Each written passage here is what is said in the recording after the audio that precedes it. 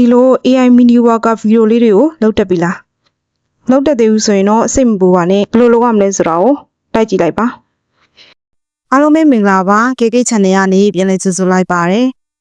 ဒီနေ့မှာတော့ AI နဲ့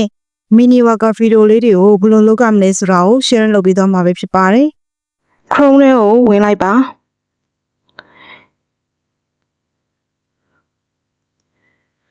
DFC MEF ဆိုတဲ့ဟာလေးကိုနှိပ်လိုက်ပါ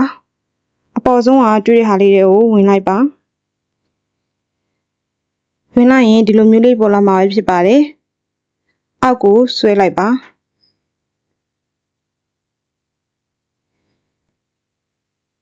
mini worker video with AI ဆိုတဲ့ဟာလေးကိုတွေ့ပါလိမ့်မယ်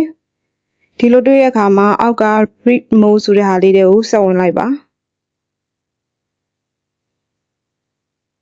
ဆက်ဝင်လိုက်ပြီးတော့အောက်ကိုထပ်ဆွဲလိုက်ပါ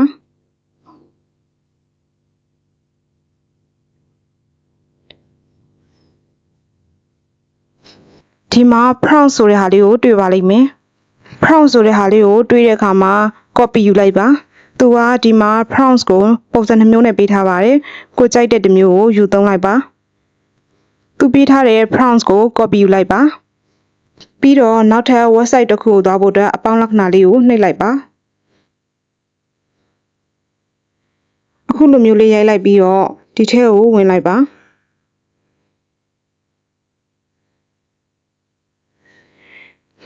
ဒီလိုမျိုးလေးပေါ်လာတဲ့အခါမှာ generate for free ဆိုတဲ့ဟာတွေကိုဝင်လိုက်ပါဒီနေရာလေးမှာအခုနက copy ယူခဲ့တဲ့ prompts တွေကိုထည့်လိုက်ပါပြီးရင်ဒီမှာ site လေးကိုရွေးလိုက်ပါမြားလေးကိုနှိပ်လိုက်ပါဒါဆိုရင်တော့ generate လုပ်နေပြီပဲဖြစ်ပါတယ်ကိုပေးလိုက်တဲ့ prompts အရာထွက်လာတဲ့ပုံတူလေးကိုနှိပ်လိုက်ပါdownload image ကိုနှိပ်လိုက်ပါဒါဆိုရင်တော့အဲ့ဒီပုံတူလေးကို download ပြီးသွားပါပြီ download ပြီးသွားရဲ့နောက်မှာနောက်ထပ် website တစ်ခုကိုဝင်ဖို့အတွက်ကိုအပေါင်းလက္ခဏာလေးကိုဆက်နေလိုက်ပါဒီ website လေးတွေကိုဆက်ဝင်လိုက်ပါသူကဒီမှာ credit ပေးထားပါတယ်ဒီ website ကိုဝင်တဲ့အခါမှာ Gmail နဲ့ login ဝင်လိုက်ပါအခုကတော့ login ဝင်ပြီးသားဖြစ်တဲ့အတွက်ကြောင့်မလို့ဒီလိုမျိုးလေးတန်းဝင်သွားတာပဲဖြစ်ပါတယ်ပြီးရင်အောက်နားလေးမှာ image or text ဆိုတဲ့ဟာလေးရှိပါတယ်ဒီ image ဆိုတဲ့နေရာမှာအခုနက download ဆွဲခဲ့တဲ့ photo ကိုထည့်လိုက်ပါ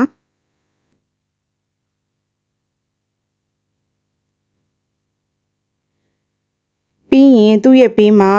decline the content ဆိုတဲ့နေရာလေးမှာအခုနက copy ယူခဲ့တဲ့ prompts ကိုထည့်လိုက်ပါ create ဆိုတဲ့ဟာလေးတွေကိုဝင်လိုက်ပါ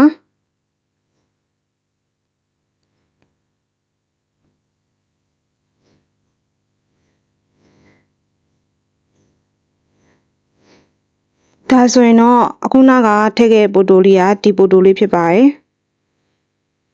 အဲ့ဒီပိုတိုလေးကိုနှိပ်လိုက်ပါနှိပ်လိုက်တဲ့အခါမှာအခုနကကိုထည့်လိုက်တဲ့ prompts တွေရာထွက်လာတဲ့ mini worker video လေးကိုရရှိပဲဖြစ်ပါတယ်ကိုစိတ်ချရင် prompts ကိုရေးပြီးတော့ video လေးတွေဖန်တီးလို့လည်းရပါတယ်ဒီ video လေးကို download လုပ်လို့ရပါတယ် download ဆိုတဲ့ဟာလေးကိုနှိပ်လိုက်ပါဒါမှမဟုတ်လို့ရှိရင်လည်းကိုရဲ့ video ကိုတခြား application တွေကို share လိုက်လို့ရပါတယ်ဒီထက်ကနေပြီးတော့ကိုရဲ့ video ကို gallery တွေကို save လိုက်လို့ရပါတယ်အခုကတော့ Telegram နဲ့ကို share ထားတာပဲဖြစ်ပါတယ်ဒီထက်ကနေပြီးတော့ကိုရဲ့ gallery တွေကို save လိုက်လို့ရပါတယ်ဒါဆိုရင်တော့ AI နဲ့ပြုလုပ်တဲ့ mini worker video လေးတွေကိုပြုလုပ်လို့ရပါပြီအားလုံးကိုကျေးဇူးများကြီးတင်ပါတယ်အားလုံးကိုကျေးဇူးများကြီးတင်ပါတယ် KK Channel မှာတင်သွင်းများဗီဒီယိုများကိုသိရှိရန်အတွက်လည်း like and subscribe လုပ်ပေးသွားပါဦးရှင်အားလုံးကိုကျေးဇူးတင်ပါတယ်